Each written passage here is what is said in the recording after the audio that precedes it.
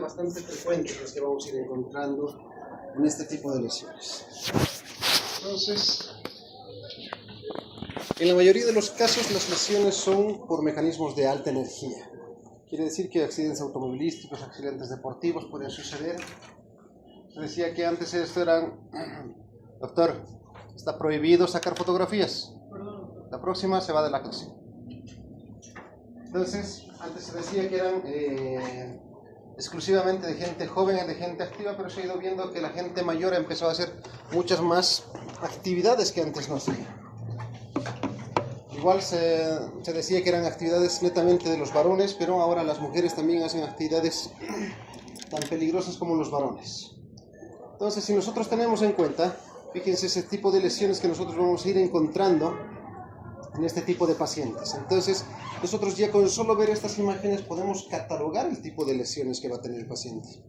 Y cuando nosotros pedimos una radiografía, si nosotros no sabemos pedir la radiografía, no sabemos interpretar la radiografía, vamos a cometer muchos sesgos. Si yo les muestro a los estudiantes que rotan conmigo, probablemente digan, sí, es una placa anteroposterior de rodilla donde no se ve ninguna lesión ósea, ninguna lesión de continuidad ósea. Pero si nosotros hemos revisado al paciente y le hacemos un valgo forzado, fíjense cómo esa rodilla está totalmente inestable. Entonces nosotros tenemos que saber verificar y solicitar lo que estamos pidiendo. Examinamos al paciente, vemos, y este paciente después tenía una rotura crónica, que es una rotura aguda del ligamento cruzado anterior, lesión meniscal, y hemos tenido que hacer la cirugía. Y ahí se ve el resultado de la cirugía, las grapas quirúrgicas, donde nosotros hemos podido estabilizar ese tipo de lesiones. Hay muchas clasificaciones que nosotros vamos a utilizar en las fracturas diafisiarias femorales, que es el tema que nos va a interesar en este tiempo. Vamos a ver la localización, geometría de la fractura, el grado de conminución que va a tener esa lesión y la severidad también de las partes blandas. Ahora le damos mucha más importancia a las partes blandas, porque antes se veía, el hueso está destrozado y podemos arreglarlo, ¿no? Ahora sabemos que el deterioro de las partes blandas van a influir directamente en las lesiones óseas. Entonces, cuando nosotros vamos a hablar de fracturas diafisiarias, vamos a ver que es en el tercio proximal, medio y distal. Entonces, las que nos corresponden a nosotros son las del tercio medio y distal del fémur. Vamos a ver que también hay clasificaciones que son universales. La clasificación de la Sociedad de Osteosíntesis, la O, combina elementos de un sistema alfanumérico, que ya lo hemos revisado en lesiones del hombro, que también se pueden utilizar a cualquier sistema métrico óseo. Ustedes conocen ya la clasificación de Gustilo y Anderson, que son para lesiones en fracturas expuestas o abiertas, que también vamos a utilizar la clasificación de Techerne. Y esta de Winskid y Hansen, que es una clasificación bastante antigua, pero que todavía tiene algún grado de connotación y es fácil de entender. Entonces, cuando nosotros hablamos, y hemos hablado de la clasificación AO, nosotros tenemos segmentos de los huesos. Tenemos el grado 1, el hueso 1, que es el húmero, el 2, que es el antebrazo, el 3, que es el fémur, y el 4 es la tibia. Entonces, nosotros vamos a centrar en este número, 34, ¿no? 3 del fémur y 4 del fémur. Entonces, nosotros dividimos la diáfisis del hueso en un sistema proximal, que es el 1, la diáfisis, que va a ser el 2, y el extremo distal de cualquiera de estos huesos, que va a ser el 3. Vamos a hablar de qué tipo de fractura nosotros estamos hablando. Vamos a tener, A es una fractura simple, B es una fractura siempre con cuña, y la C puede ser multifragmentaria o compleja. Entonces nosotros tenemos el hueso, el segmento, si es diafisiario, un A, B o C, o 1, 2 o 3, el tipo de lesión, si es una fractura simple, puede ser espiroidea, oblicua larga, longitudinal, lo que ustedes quieran, pero es un trazo simple. El B es un trazo con minuta, siempre estas en ala de mariposas, y la C es multifragmentaria. Entonces, cuando nosotros nos enfrentamos a las fracturas distales, vamos a también tener que tenemos clasificaciones A, B y C, pero esto es solo para las extremidades distales, metáfisis proximal o distal. A siempre es extraarticular, B es intraarticular parcial y C es intraarticular complejo. ¿Ok? Entonces, no deben confundir la diafisiaria con las metafisiarias. Diafisiaria es simple, B es con cuña y C es compleja. En cambio, en la metáfisis, A es extraarticular, B intraarticular parcial y C es intraarticular compleja. Entonces, conociendo eso, nosotros podemos tener un sinfín de lesiones que vamos a ir viendo. Y como les decía, esta clasificación tiene más de 30 años, la clasificación de Wiskin y Hansen, y la clasificación 0 es una fractura sin ningún tipo de desplazamiento, es una fractura longitudinal, transversal o que tenga un buen rasgo de acople de los huesos.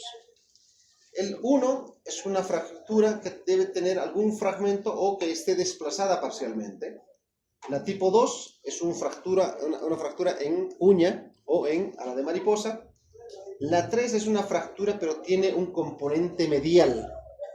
Toda esta parte es la parte lateral del fémur, pero en el grado 3 tiene un fragmento medial grande que le da más inestabilidad a ese hueso. Y la tipo 4 son fracturas diaficiarias que son bastante complejas, que pueden tener 3 o 4 fragmentos o multifragmentales.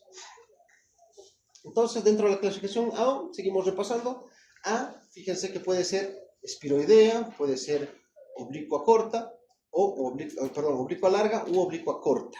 Entonces, pues les digo, ¿cuál es el rango? Es una fractura simple, de un trazo simple. La B es en cuña. Sabemos que todas las fracturas en B van a ser en cuña, pero puede ser una cuña en espiral, puede ser una cuña con los ángulos cerrados, o puede ser cuñas que estén fracturadas las mismas, ¿no? Entonces, tenemos grados de inestabilidades. Y la compleja siempre son multifragmentales. Fíjense, pueden ser multifragmentales mediales, laterales, con varios segmentos, o también aquí entran las bisegmentarias, las bifocales. Pregunta de examen que la mayoría de ustedes no ha respondido. Una fractura en un mismo hueso con dos segmentos es una fractura bifocal a dos focos, o segmentaria, o también llamada una fractura doble en el mismo hueso. La presentación clínica, el paciente obviamente va a venir con dolor álgido, puede estar con shock neurogénico por el dolor, puede tener un shock hemorrágico por el grado de sangrado, va a tener un acortamiento del muslo, tumefacción de la extremidad, deformidad, si esta está angula o no, y el dolor que siempre tenemos que manejarlo de la mejor forma. Ahora, un tema no menos importante, que eso lo tenemos que manejar como médicos generales, ojalá que todo el mundo saliera haciendo el ATLS, es la pérdida sanguínea. Se pierde una unidad en promedio de sangre, que ustedes ya saben cuántos representan ml, que probablemente preguntemos eso en el primer examen. A menudo es severa, puede incluso llegar a 2 litros de sangre, ¿no? Entonces van a hacer el cálculo de cuántas unidades puede sangrar el paciente. Y esto obviamente empeora con las fracturas expuestas, tanto por el grado de contaminación, por la lesión de las partes blandas, por el que no podamos cubrir el hueso que está expuesto, y sobre todo por la infección. Nosotros al examen físico siempre tenemos que utilizar los reglamentos que nos dicta la ATLS. Primero, preservar la vida del paciente, tratar de salvar la vida del paciente. Utilizar todos los sistemas que nosotros sepamos, como reanimación si es necesario, hidratación, calmar el dolor, inmovilización y el posterior traslado que nosotros tenemos que hacer con el paciente. Entonces, además de todo eso, tenemos que hacer una historia detallada de cuándo ocurrido, cómo ocurrido, cuáles son las intercurrencias y qué tratamiento inicial nosotros hemos hecho. Y eso tiene que estar plasmado en un documento que ustedes conocen como historia clínica. Entonces, cualquier situación nos puede salvar o nos puede perjudicar si esto llega a estrados judiciales. Entonces, debemos hacer siempre, por más que el paciente tenga una fractura expuesta en la rodilla, siempre tenemos que palpar la pelvis, siempre tenemos que palpar la región cervical, tratar al paciente realmente como un polifracturado. Debemos hacer también la medición circunferencial de los miembros inferiores. Hemos hablado de la medición que nosotros tenemos que hacer, no solo longitudinal, sino circunferencial.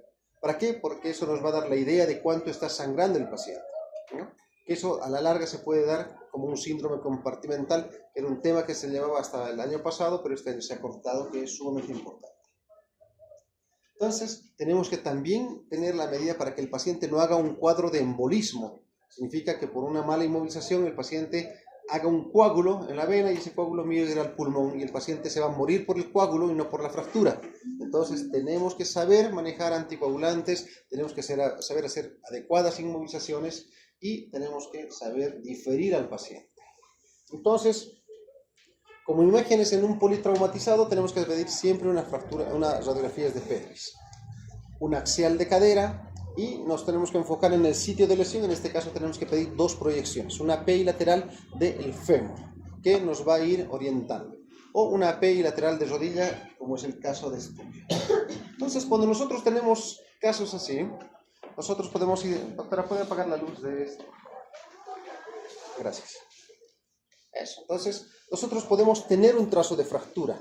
Entonces, tenemos una placa bien posicionada, valorable, de proyección anteroposterior del fémur izquierdo, donde evidenciamos que hay una solución de continuidad.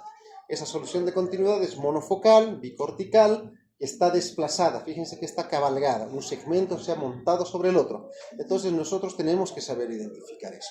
En ningún caso ustedes traten de reducir porque eso es imposible. Van a causar solo un shock neurogénico al paciente y el paciente se va a morir de dolor.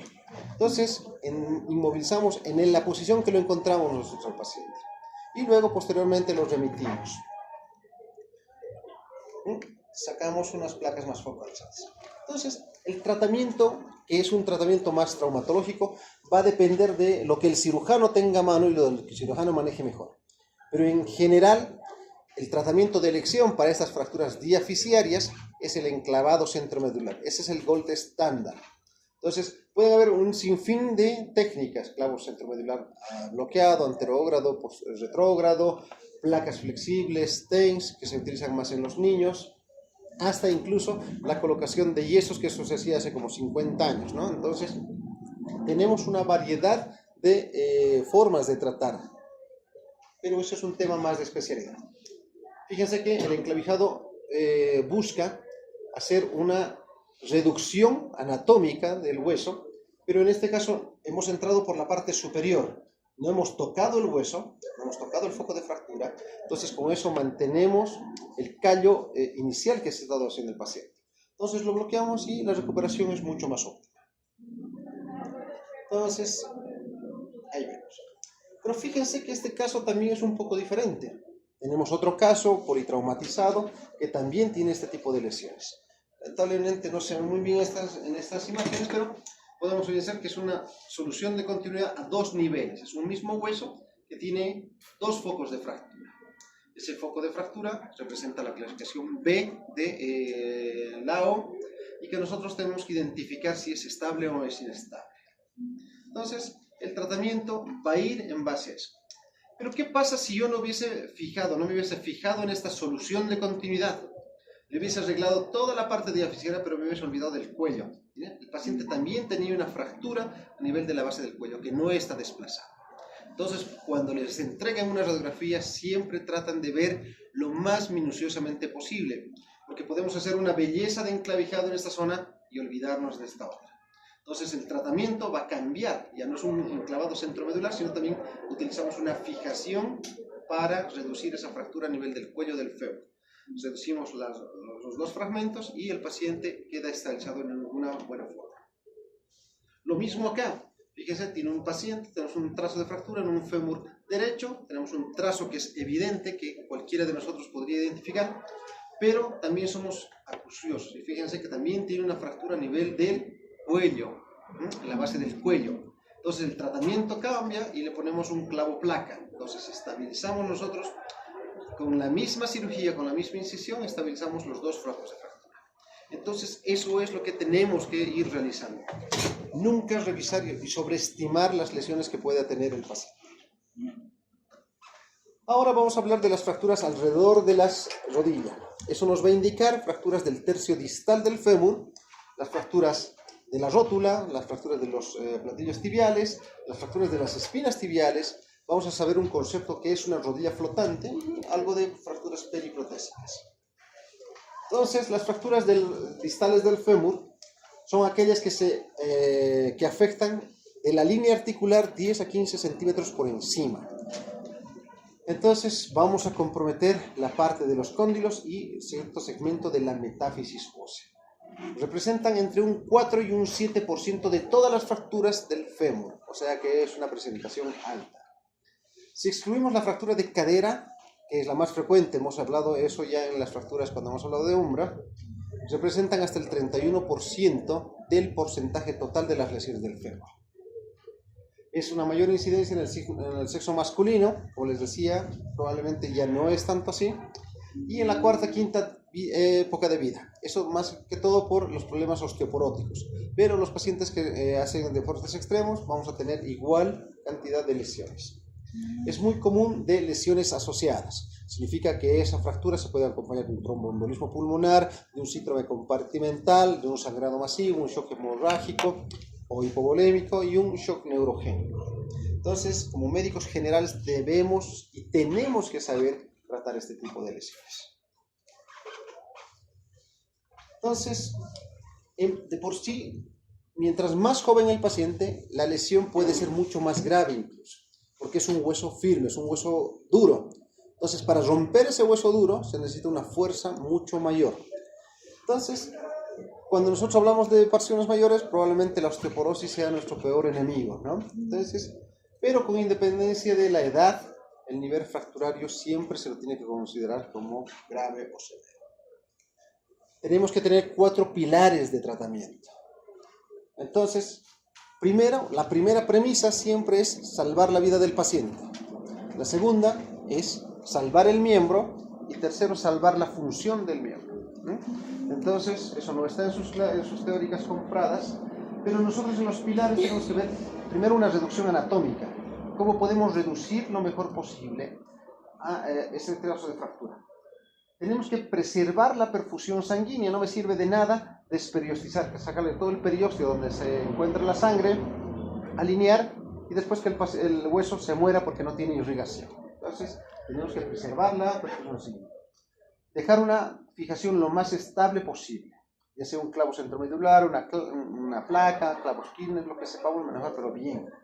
Y tratar de movilizar lo más rápido posible al paciente. Primero, para que no haga escaras por decúbito. Segundo, para que no haga trombosis venosa profunda. Para que no tenga hipotrofia muscular. Y por último, que no haga secuestros a nivel de las lesiones, ¿no? Eso tampoco está en sus clases. Entonces, todas esas cosas nosotros tenemos que ver. Cuando vamos a hablar de la clasificación A, hemos visto que A es extraarticular, pero de eso, para complicarlo un poco más, A1 es extraarticular simple. A2 es extraarticular, pero con un trazo de fragmento, un tercer fragmento. Y A3 es extraarticular, pero con minuta, una disección metáfisa diaficial. El B1 es unicondilar.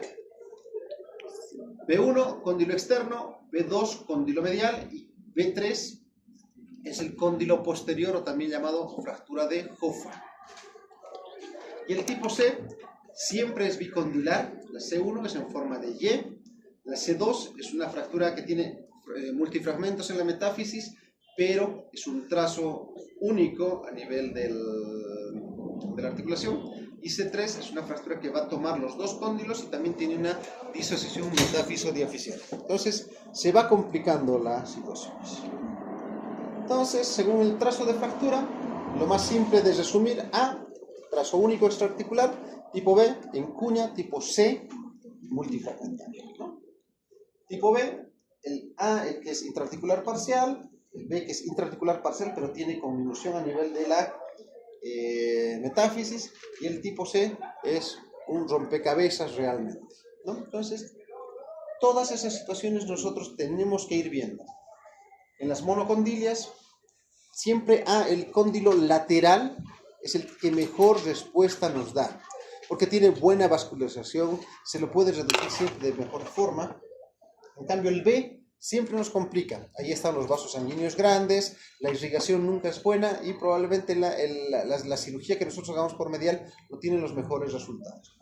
Y las que son del componente posterior, o las llamadas fracturas de Hoffa, van a ser siempre intraarticulares. Es un difícil acceso por las partes blandas que nosotros vayamos a poder llegar en esas situaciones. Lo mismo, el tratamiento de las fracturas puede ser múltiple.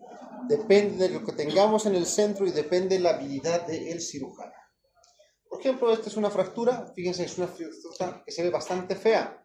Tiene un trazo espiroideo y está llegando desde la parte distal del fémur hacia la parte proximal de la diáfisis femoral. Sin embargo, no está comprometiendo las estructuras de la articulación. Entonces, haciendo una buena reducción, se puede lograr resultados muy óptimos y el paciente probablemente cicatrice perfectamente sin ningún tipo de secuelas.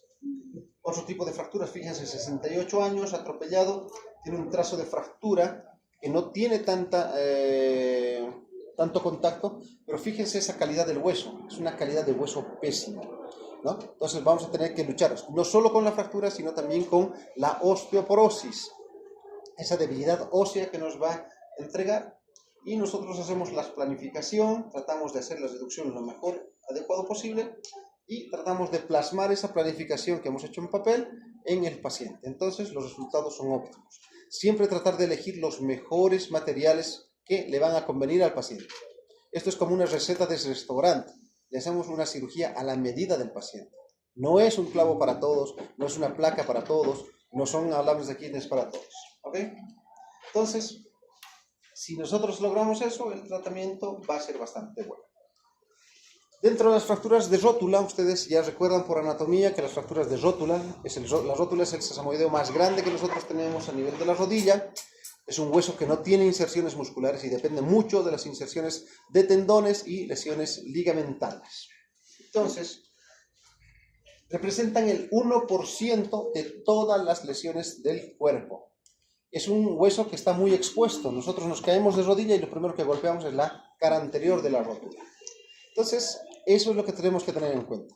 ¿Por qué es importante la patela? Porque va a actuar como un maximizador de fuerzas, actúa como un fulcro para que nosotros podamos extender la pierna, ¿no? Es como una polea, donde toda la fuerza la da el cuádriceps y puede levantar hacia el interior la parte de la pierna. Antiguamente se creía que la rótula no tenía un efecto y cuando se fracturaban y no podían resolver, le hacían una patelectomía. Le quitaban las patelas y luego suturaban los tendones hacia el hueso y los resultados eran óptimos en ese momento porque el paciente podía caminar, podía darle carga rápidamente, pero después progresivamente la fisionomía del muslo se iba cambiando porque no tenía esa fuerza para levantarlo, ¿no? Entonces los pacientes venían ya con artrosis mucho más marcadas a nivel de la rodilla. Tenemos que ir viendo que estos pacientes pueden irse lesionando de diferente forma. Hay algunos que abusan de sus estructuras. Fíjense cómo está cargando más de 260 kilos en los que conocen esos vicios. O hay otros tarados que pueden hacer tonteras y se van a ir lastimando también las rodillas, van a tener fracturas. Entonces, nosotros tenemos que ir analizando qué tipo de paciente vamos a encontrar y si ese paciente nos va a hacer caso a nosotros. Entonces, los mecanismos de producción, A es una contracción brusca. ¿Qué significa? Yo me caigo, me resbalo, hago fuerza y toda la fuerza de mi muslo, mi cuádriceps, jala y me va a fracturar un segmento, ya sea arriba o abajo de la patela. Entonces es una fractura por abulsión. O puede ser un mecanismo directo. Fíjense que el paciente se golpea con el maniobro de su volante o se cae directamente y va a producir una fractura. Así es como nos llegan los pacientes con la rodilla totalmente hinchada. Nosotros analizamos, tiene el signo del témpano positivo, tiene dolor, imposibilidad de flexión y cuando hacemos una artrocentesis lo que tenemos es sangre porque se ha fracturado el hueso. Entonces, la clasificación de las fracturas puede ser unipolares, pueden ser transversas sin desplazamiento, que ese es el mejor de los casos. Puede ser una fractura transversa pero con un desplazamiento parcial o de 2 milímetros.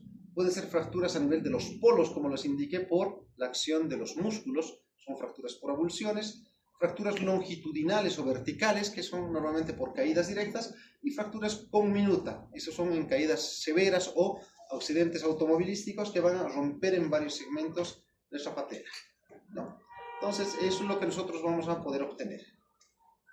En la cirugía, igual, tiene que elegir el cirujano, pero una de las que más nos gusta y es una cirugía relativamente barata para los pacientes, pero con muy buenos resultados, es la técnica de Obenque. Utilizamos alambres de Kirchner, que en el mejor de los casos cuestan 200 bolivianos en comparación con placas o tornillos que están superando los 5.000 o 6.000 bolivianos, y nosotros podemos hacer una fuerza de tracción.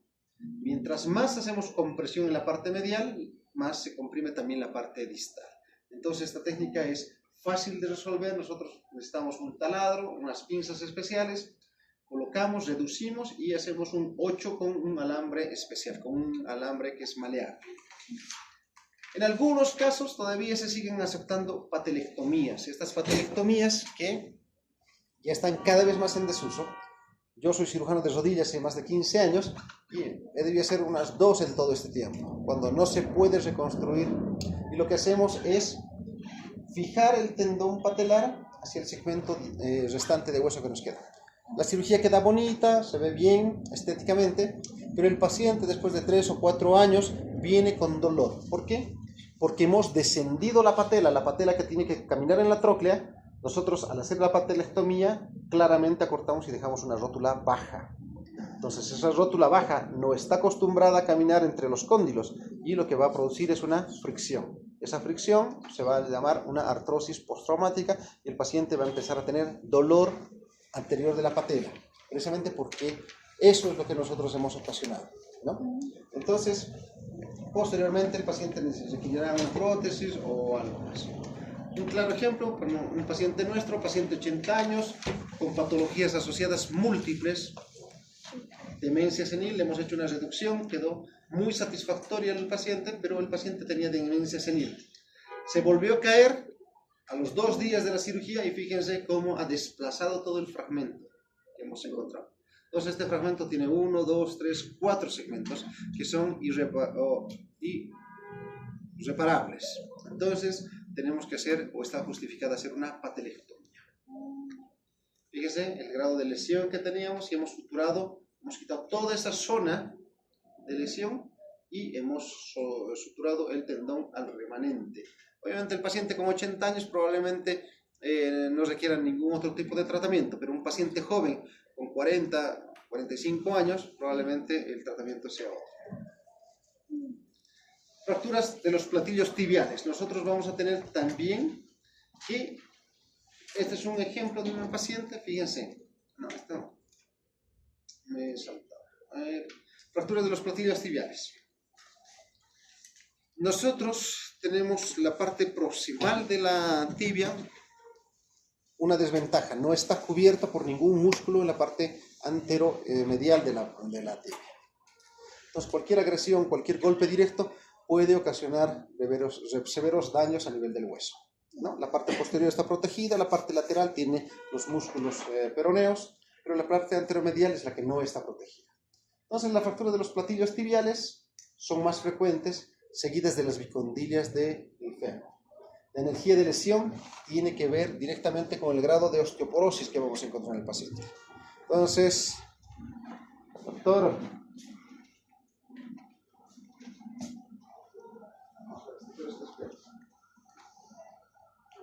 ¿tú crees que venir para que te duermas, doctor? No, doctor. Entonces, tú y tu compañero están durmiendo todo el rato. Entonces, si no, vayan a comer o vayan a su casa. Entonces, nosotros vamos a tener lesiones que van a impactar esa zona. Está directamente en el grado de osteoporosis que nosotros vamos a encontrar. Pacientes con mayor osteoporosis tienen mayor lesión en cuanto al hundimiento que nosotros vamos a tener. Recuerden que esa zona es una zona esponjosa, es una zona que tiene gran cantidad de sangre, que cicatriza muy bien, pero la rigidez a nivel de la parte proximal de la tibia es bastante débil. Las lesiones asociadas como lesiones meniscales están entre un 30 y un 50% de las lesiones, y las ligamentarias 30-50%. Entonces, cuando nosotros vamos a hablar de los platillos tibiales, tenemos radiografías, una P lateral y oblicua que podemos sacar en cualquiera de nuestros centros. Podemos darle inclinaciones caudales de 10 grados, para que nosotros podamos identificar el tipo de lesiones. Muchas veces no podemos identificar simplemente el daño severo y sacamos la TAC, es el verdadero valor predictivo positivo para este tipo de fracturas. Entonces, cuando nosotros tengamos cualquier duda, lo que tenemos que hacer es sacar una tomografía. Y la resonancia magnética, si bien es un estudio mucho más caro, nos va a mostrar lesiones asociadas. Cuando yo quiera ver lesiones del ligamento cruzado anterior, lesiones del ligamento colateral medial, pedimos una resonancia magnética. Esta es una clasificación bastante antigua que ahora ya ha sido modificada por uno de nuestros profesores, pero todavía seguimos utilizando la clasificación de Schatzker. Esta clasificación divide en 6 grupos. La tipo 1 es una clasificación de cizallamiento del cóndilo lateral. La tipo 2 es un hundimiento más una separación del cóndilo lateral. La tipo 3 es un hundimiento puro. La grado 4 es una lesión del compartimento medial, ya sea hundimiento o separación, da exactamente lo mismo porque igual es severa.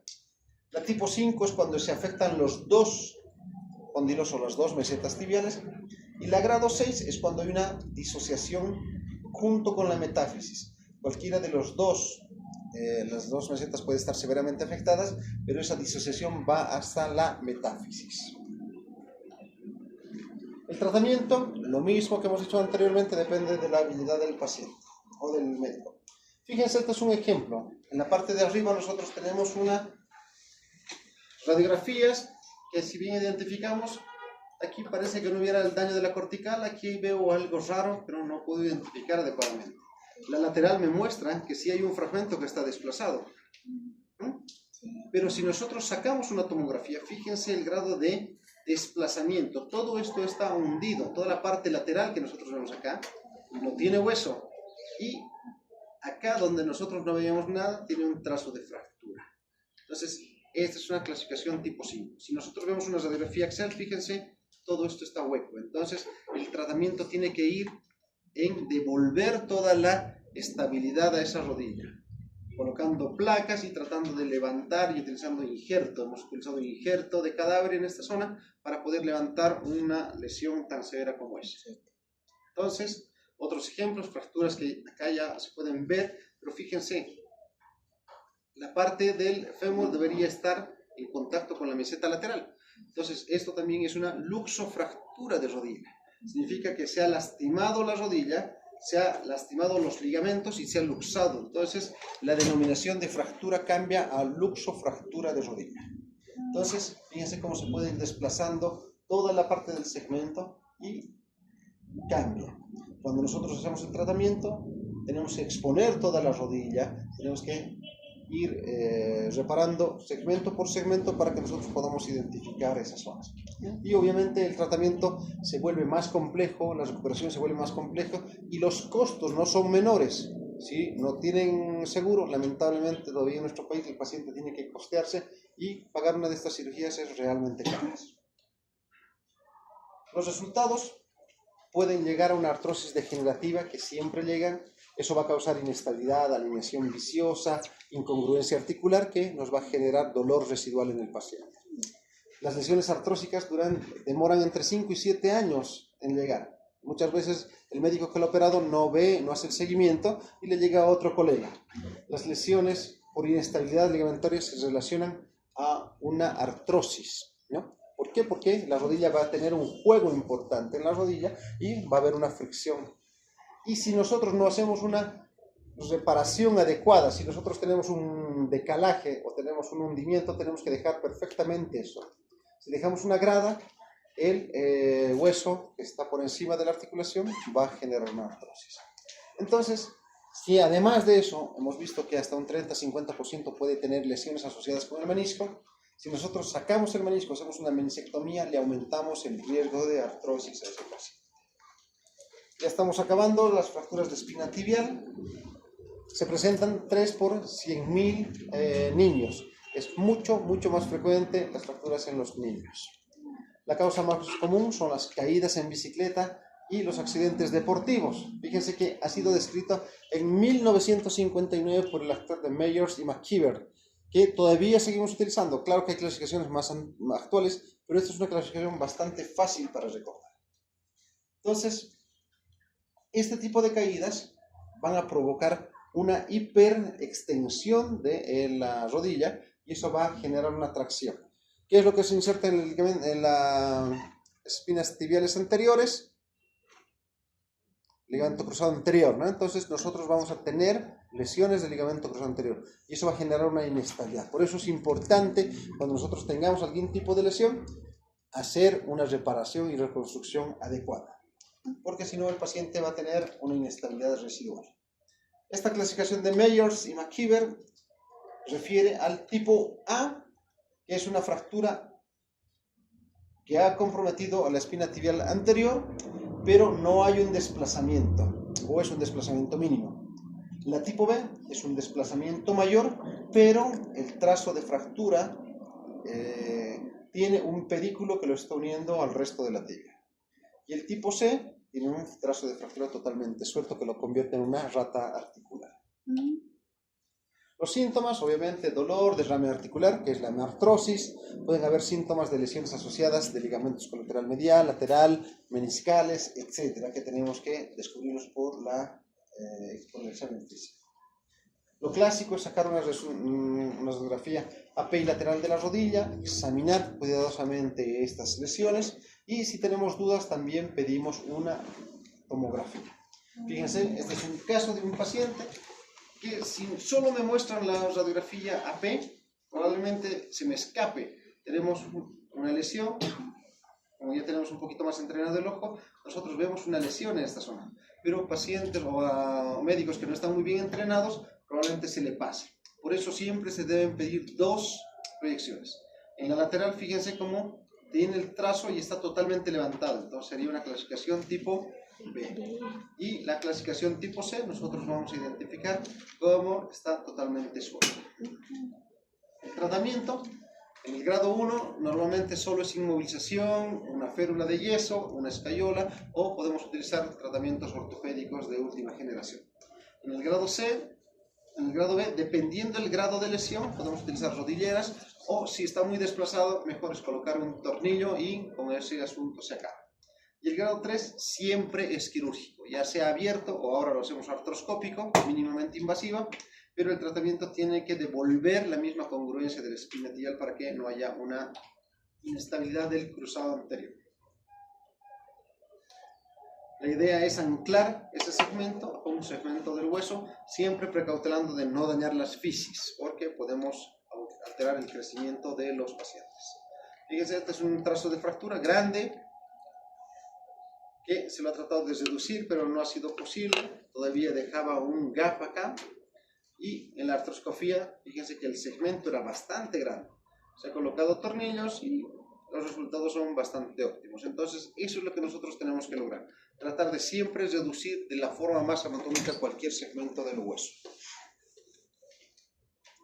Vamos a hablar de las fracturas de la rodilla flotante.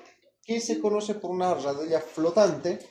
Es cuando hay una fractura a nivel de la diáfisis del fémur y hay una fractura a nivel de la diáfisis de la epífisis de la tibia.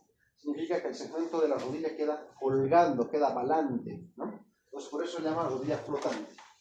En este caso, por ejemplo, tenemos una fractura multifragmentaria del fémur. Este peroné es el fémur derecho. Si lo vemos de lado, hay múltiples fragmentos que ya de por sí nos convierten en una rodilla inestable. Si a eso lo sumamos, que tiene una lesión a nivel de extremidad de la tibia, grandes fragmentos, más fracturas del peroné, entonces esa rodilla queda totalmente libre. Entonces es imposible que el paciente pueda deambular si nosotros no hacemos un tratamiento quirúrgico. Antiguamente, este tipo de lesiones, cuando no contaban con el material de osteosíntesis, eran muy susceptibles a amputaciones. Entonces,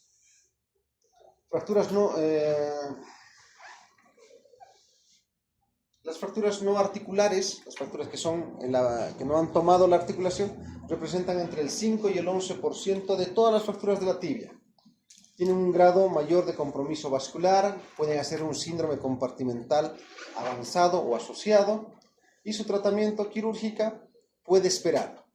Cuando les lleguen este tipo de lesiones, ustedes nunca sean muy exitistas, no digan al paciente, tenemos que operarlo de emergencia, no, porque esto no es una urgencia, es una emergencia sí, pero tenemos que controlar las partes blandas, el nivel de inflamación, el nivel de dolor, conseguir... Entonces, puede esperar. Lo ideal es operarlo lo más antes posible. Si nosotros contamos con un fijador externo, entonces estabilizamos, hacemos una cirugía primaria estabilizando con un fijador externo. Ese fijador externo nos va a dar chance de que no haya retracción de las partes blandas y luego podamos colocarle unas placas definitivas.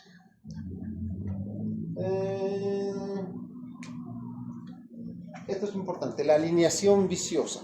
Los pacientes pueden quedar en varo o en valgo de la rodilla dependiendo que el tratamiento no sea óptimo. O muchas veces los pacientes no quieren tratamiento y se quedan así. Y el varo es más frecuente y más perjudicial que el valgo, ¿no? Un médico de cirugía de rodilla me decía, el varo no es amigo de nadie, ¿no? Cuando preferimos que consoliden valgo, sí, eso tiene mucho mayor tolerancia para que el paciente, pero el varo, cuando los pacientes tienen roscos, tiene mucho más perjuicio porque se va a repercutir también a nivel de las caderas. ¿Ok? Entonces, si preguntáramos en algún momento en qué posición debería consolidar, preferiblemente siempre en valgo. Y la rodilla flotante, hemos visto, son fracturas de muy alta energía, puede comprometer la vida del paciente sin necesidad de que se muera por la fractura, sino por otras situaciones concomitantes. Tiene alto riesgo de complicaciones y de infecciones, y muchas veces los resultados que nosotros queremos no son los óptimos para el paciente. Pueden quedar bastante secuelados con eso, ¿no? Este es otro ejemplo. Fíjense, fractura a nivel del fémur distal, la tibia está totalmente alterada, tiene la fractura a nivel del peroné, de la tibia, tiene fracturas en todo el segmento. El tratamiento consiste en operar lo más difícil siempre. Entonces empezamos por el fémur. Hacemos una estabilización con un clavo placa y a nivel del fémur le ponemos un fijador externo. ¿Por qué? Porque fíjense la característica de las partes blandas. Este paciente hizo un síndrome compartimental. Algo importante que yo siempre les recalco a mis estudiantes que pasan en la rotación. ¿Cómo yo puedo saber si esta es una fractura expuesta en la radiografía? Es imposible. Yo no puedo saber solo con una radiografía si esa fractura es expuesta.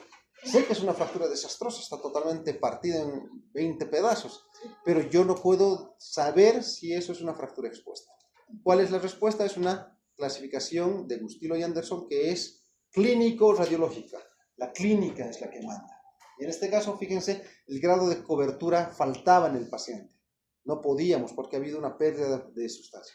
Le hemos estabilizado con un fijador externo y hemos hecho una cobertura de partes blandas. Entonces es una clasificación de Gustilo-Anderson tipo 3B. 3 por el tamaño de la herida, mayor a 10 centímetros. B, grado de contaminación moderado. Perdón, es una clasificación de estilo 3B. Sí, 3 porque es mayor a 10 centímetros. B porque no podemos cubrir con las partes blandas ese hueso que está lesionado. Entonces hemos requerido de colgajos, injertos y más cirugías. Y fracturas periprotésicas, que son fracturas que se dan entre el 0.4 y 7.8%, afortunadamente no es grande. Es más frecuente en mujeres osteopénicas, osteoporóticas, pero que han sido operadas. Si bien no es muy frecuente, el grado de complicaciones es sumamente alto, 25 a 75% de los pacientes no nos pueden complicar.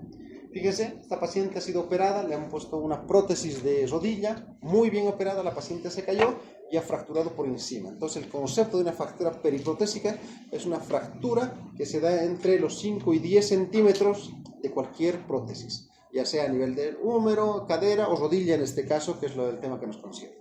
Y el tratamiento, obviamente, tiene que ir centrado en devolverle la funcionalidad de esa rodilla, colocándole una placa o lo que ustedes gusten. Entonces, 3 meses postoperatorio, pero también ha consolidado en varo. Entonces, pacientes, sabemos que en cualquier momento esa prótesis también va a fallar, porque está haciendo mayor carga en la parte medial. Pero son riesgos que tenemos que explicarles a los pacientes. Este era un video bastante interesante.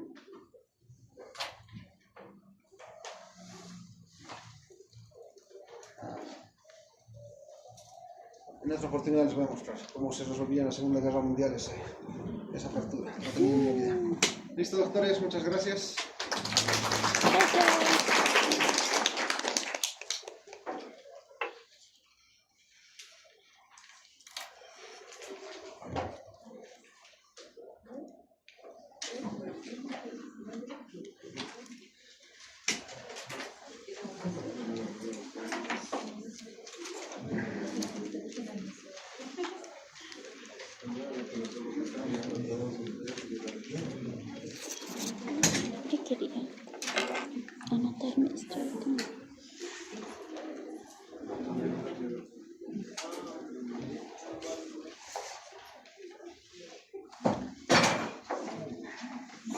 Doctor, una pregunta sobre el tema. ¿Hay algún tipo de clasificación o guía para poder saber si tenemos que hacer una cirugía abierta o una artroscopia, digamos, en una fractura patelar o Todas las fracturas son abiertas, todas, excepto la de espina tibial. La única que se puede realizar de manera artroscópica. Todas las demás son abiertas.